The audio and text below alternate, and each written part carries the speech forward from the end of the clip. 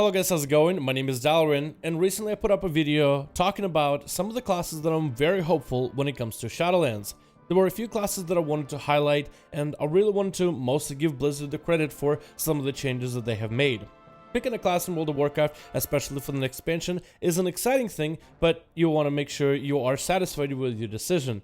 Because I made a video talking about classes I was excited about, this video, without being overly negative, I want to talk about some of the classes that I found to be a little bit rough. Now, just because these classes are on this list does not mean that they are lacking in damage. It mostly has to do with the playstyle and maybe some talents, and for each one of these classes I do want to make some highlights of what feels a little bit off with some of these classes. But these are going to be some of the classes that I feel are in need of another look by the developers, some hopefully in a recent time. So let's get into this video. Quick spiel before we get into it, all the classes in this video actually do quite good damage. At least right now in the alpha, damage is relative. That's something that's probably going to be balanced towards the end of the alpha beta cycle. But every single one of these classes actually slap in damage. But what's the problem? Just because a class does high damage does not mean it's good or perfect. It means it still has few changes to look forward to, and these changes are potentially going to help the spec feel better. We are looking at classes that feel good to play, not classes that are doing top damage but feel awful and atrocious to pick up. First class I want to hit on is the Hunter. Has been definitely one of my favorite old classes to pick up at any point of World of Warcraft expansions. First expansion being Mr. Pandaria, all the way through WoD, and leveling one up in Legion as well as in BFA. This class has been either my first old that I get up and running, or maybe second, third, or fourth. Definitely in the top favorite class for me to enjoy. Playing Hunter in Shadowlands has been an enjoyable experience because, well, Hunter still feels quite good.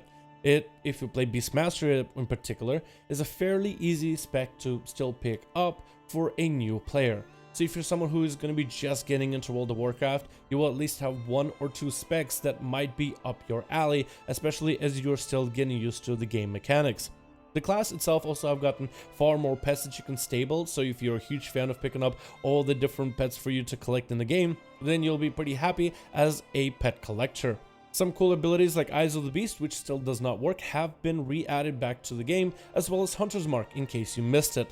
However, I'd say Hunters are still rough. Blizzard hasn't really made a lot of changes to them yet. I don't think it's a matter of if they're going to make changes, it's more a matter of when are they going to make changes.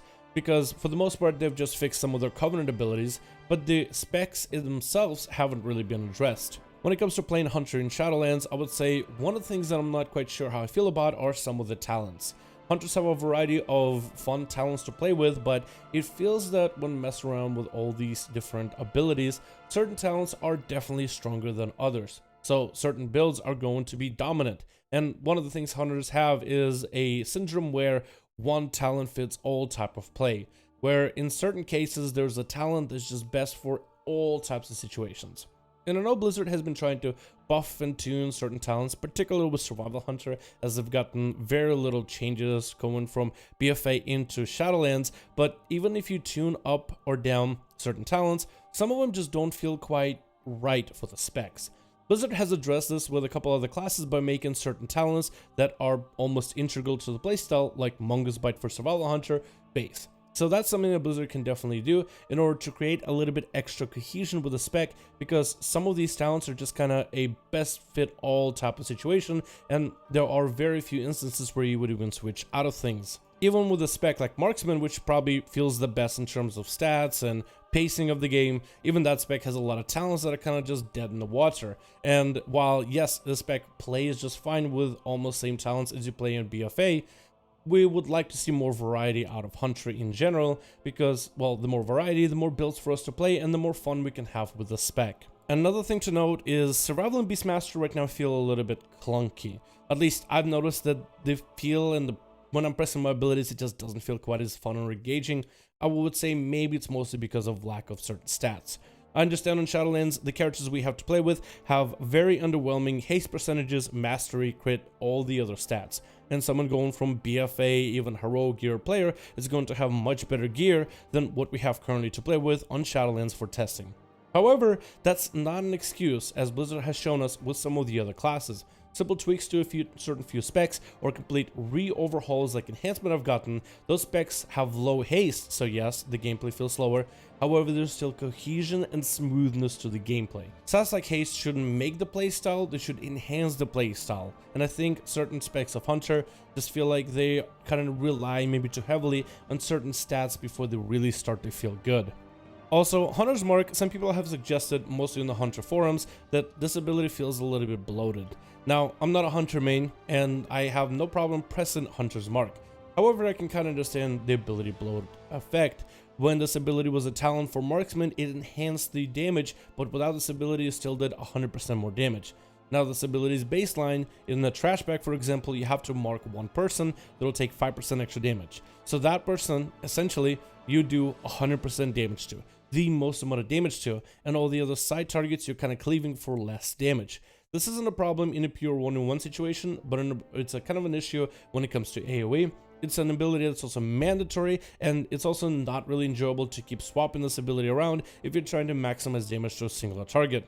Some hunters have said that this ability might need to be cut because it adds to the bloat and maybe changed to the talents to enhance an already good experience. Another class I had to put on this list is the Mage. Don't worry, if you're a huge fan of how Mage plays in Battle for Azeroth, it's exactly the same in Shadowlands. So what might be the problem? I feel that mages might need a few cool abilities to add. Blizzard has been experimenting with fire mages by adjusting their playstyle, giving back Phoenix Flames and making Phoenix Flames the mechanic to spread your ignites, which some hunters have liked, some have not. I think right now the jury's still out on that one. But certain few changes to some of the talents make an interesting update, but it doesn't really spice up the fire mage that much. I feel like with so many other classes getting improved, mages don't really go anywhere. So if you're a huge fan of the playstyle where mage was at, then that's a good thing. However, mages, I feel, need maybe something extra. They need more awesome new abilities or old school abilities they used to have. Some of the abilities that Blizzard brought back were Time Warp, which is going to be kind of a defensive ability for you. It doesn't have the same benefits as the old school Time Warp, where with Time Warp you could retain all the procs and all the ability bursts. So let's say you're pre-combusted, Time Warp went through your burst rotation, Time Warp brought you back, you have combust again. Instead, you'll use this ability to kind of move yourself back to the place where you started with the same health pool and mana pool. So after taking a bit of damage, you can teleport back to the same place where you were with the same health pool in order to kind of avoid the damage. Also, mirror images has been re-added back to mages in general. So instead of having to choose between other talents and mirror images, now mirror images is the baseline ability, which is, I think, what we need more of from Blizzard. If there's certain talents that are crucial or certain talents that are almost never going to get picked, you might as well add them as a baseline ability because they won't hurt the spec. Besides that, I'd say mages are, for the most part, the same. And I was really hoping for mages to get a couple new updates. Arcane Mage has had the same rotation of Arcane Blasts and Arcane Barrages for, I think, a while now. It's been a good second before we had a really nice rework for Arcane. I'd say the last time they kind of played a little differently was maybe back in Legion with the Artifact Weapon included.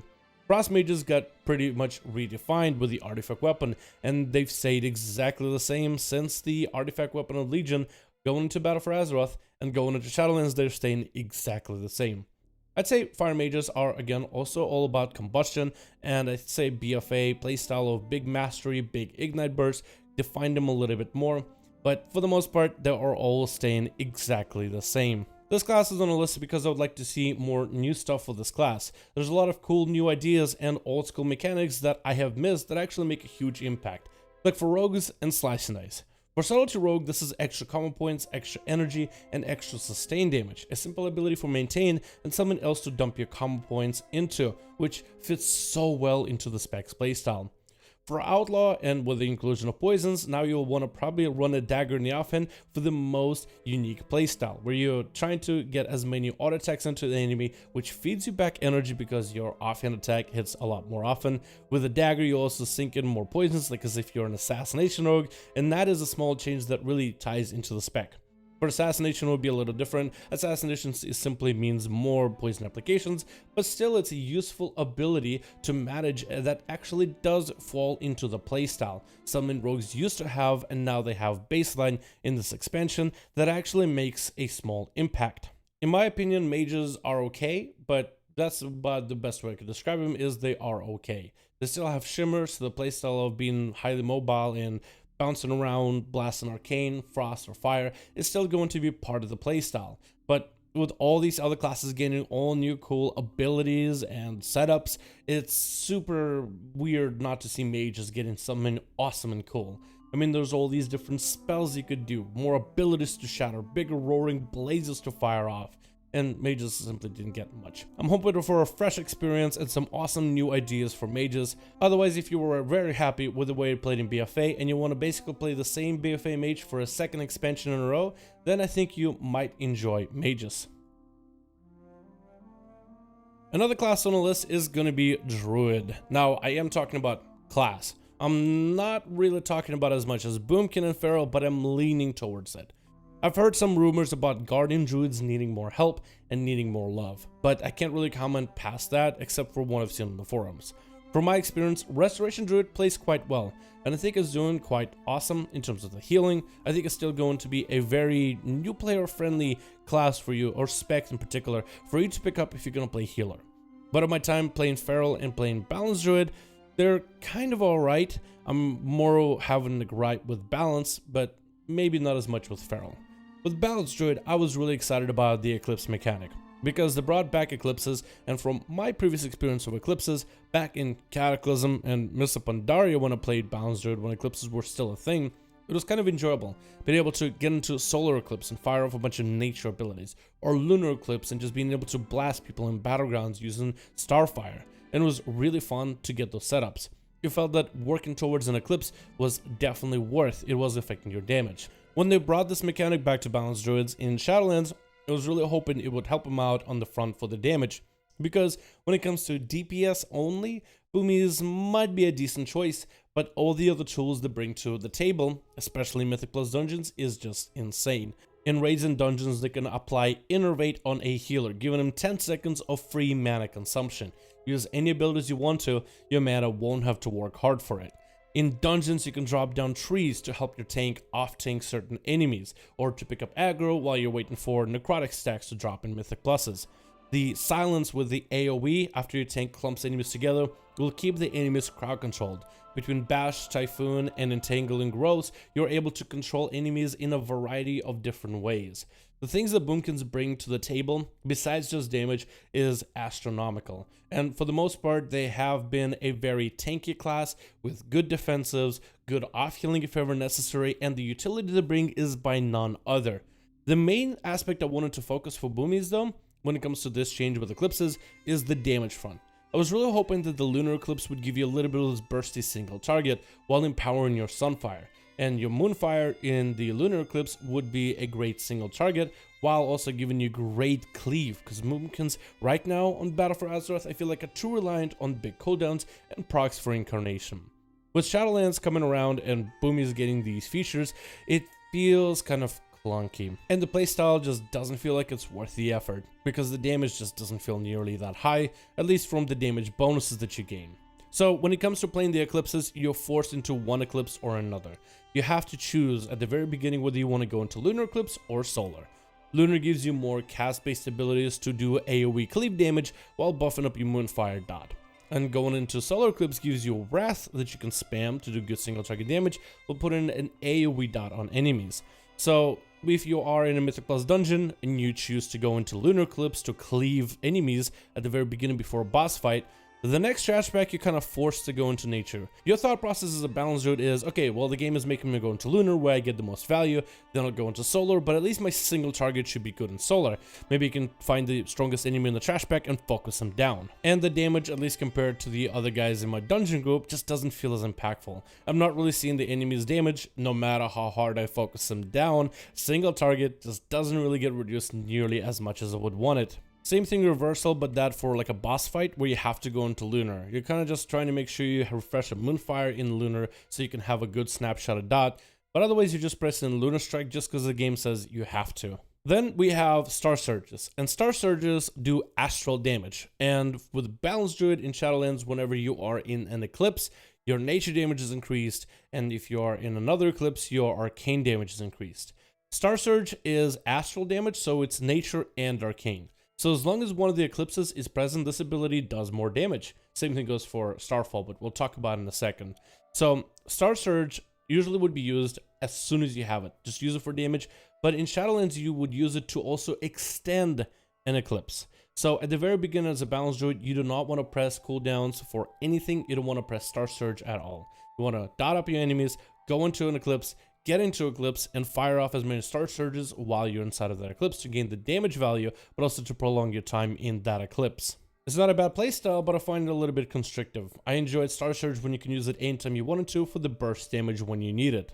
But because Star Surge gets a buff from an eclipse, if you are inside of Incarnation, or if you're inside of a Celestial alignment, where both of the eclipses are active, then your Star Surge actually does more damage because of both of these eclipses. It kind of double dips in them, which is cool. I like that as a mechanic, but I don't think it really overrides the bad feel of Star Surge outside of eclipses that you feel if you have to press it. Starfall also gets buffed by eclipses as well, as it also does astral damage. However, Starfall also extends your dots by 3-4 seconds forward.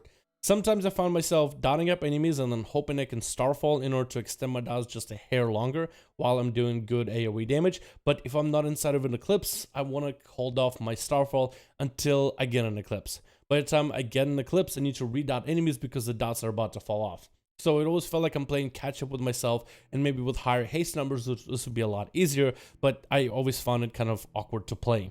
With Balanced Druid, I think Blizzard should either give them this restrictive playstyle that really does give you the damage you're looking for and really make those numbers pop off, or lessen the restrictions a little bit and you can keep mostly the same damage, but at least the Boomkin will have more power into how they choose to use their abilities. With Feral Druids, I really cannot comment anything bad about them. They play about the same as they do in Battle for Azeroth, and if you enjoy the BFA playstyle, then you won't really have any problems with the Feral in Shadowlands. The one thing I could say about Feral is I feel there's not a lot of diversity when it comes to some of the talent options. It feels like certain talents are kind of a must-have, and they really dominate the rows. So hopefully Blizzard is able to address some of those features, because I feel like with Feral there's a lot of hidden potential in some of the talents by itself, without having to buff and nerf the spec in particular. Another thing that Blizzard is trying to do with Druid as a class is trying to give them a little bit more freedom to be more hybrid. I think it's kind of like the Paladin thing, where they're trying to make each Paladin feel more like a Paladin with a damage, healing, or tanking role, but you still have the same utility of a Paladin.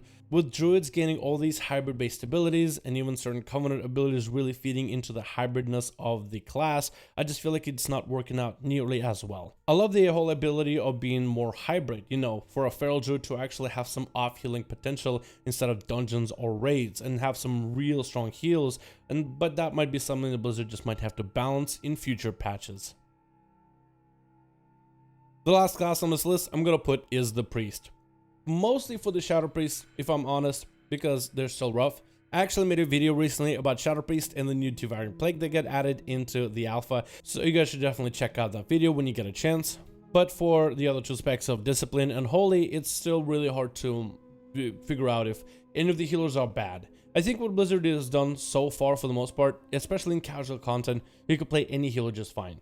It is super difficult to figure out which of these healers are going to be bad or good for the end game content in Mythic rating. So the only thing I could say about healers is I enjoyed Discipline. I didn't feel like it was super strong, but maybe with certain Covenant abilities it could be quite good. Holy is a hit-all healer that doesn't have any defensiveness capabilities, so if you need damage reduction, Holy just has no tools for it. Maybe an absorber too, but both of the healers can be good in very specific situations. But it's mostly the situation that determines whether the healer is good or not really if there's a problem with that class. So both Holy and Priest can be good, maybe not. It all depends how the meta will shape up in Shadowlands.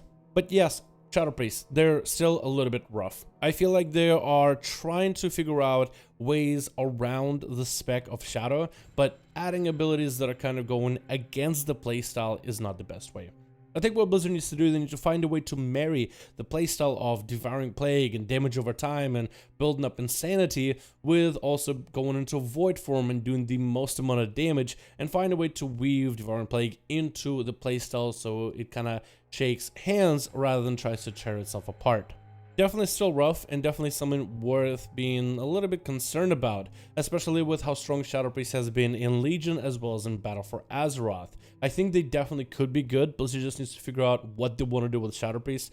My suggestion is either make it Legion Shadow Priest, which a lot of people have liked, and bring back all the passives that Legion had that still also had some problems, or maybe it's time to bring back the Shadow Orbs and the old school Devouring Plague playstyle. I think there's something definitely for Blizzard to experiment in their free time, but I'm very much hoping that Shadow Priest get a couple new updates, because out of all the TPS, they're probably still the roughest. Now, I didn't make this video to just badmouth certain classes, especially if there are classes that some of you guys might play. I'm actually very much focused on Shadowlands of having every single spec in the game, particularly the DPS, but as many specs as possible, to be good and presentable and wanted to be picked up in groups and played in raids and dungeons, whatever it may be. But you will not get this by saying everything is fine and not addressing issues that specs have. And with how Blizzard has been with Shadowlands Alpha so far, where they were actually listening to community feedback, this is the perfect time for us to let them know what we think, what works, what doesn't, and being honest about it. For example, every single one of the DPS specs of every class mentioned in this video actually do good damage, like competitive damage, like maybe top tier damage, at least compared to the other classes and specs available for us to test on Alpha. But I would much rather play Enhancement Shaman that feels good to play that does 0 damage rather than a class that does insane damage that feels awful to play. But that's just my opinions about some of the classes that are feeling a little bit rough on the alpha. Just wanted to let you guys know which classes are looking kind of weird. I do want to make a video readdressing every single one of these classes again as Blizzard does more updates in the future of the alpha. But thank you guys so much for checking out this video. I really do hope you guys enjoyed. You guys let me know your thoughts in the comments below. I'll see all of you in another one.